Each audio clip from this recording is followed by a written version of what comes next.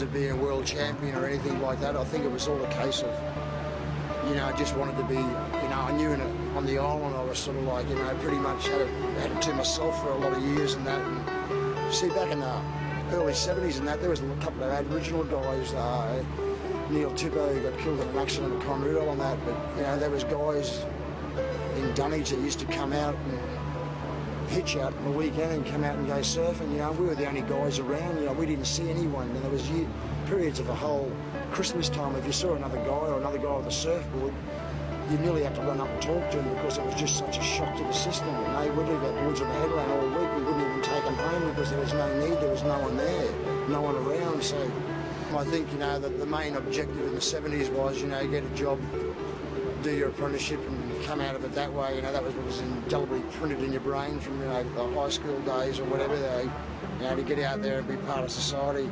But I think, you know, the 70s was a classic example of sort of society going a little bit, you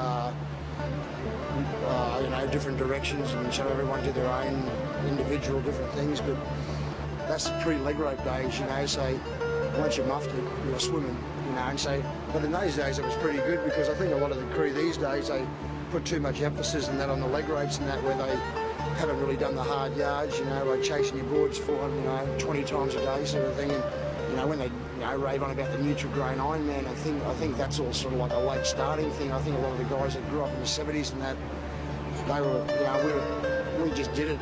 It was just part and parcel of surfing. If you fell off, you swam. And, you know, sometimes you could swim for a half a kilometre, especially around Cylinder and places like that. You'd, you know, lose your board up at Cylinder and end up down at a rock chasing your board and that, you know. So it was a case of, there's days there where I remember paddling out and not even catching a wave, but getting cleaned up by a big wave, getting the board ripped out of your arms and start swimming, you know, and that had happened twice before you even stood up, you know. So you were generally sort of like, it was a good way to learn, you know. It sort of made you sort of like pick it up a lot faster in the sense that you learned not to fall off. You really, it was a case of making it.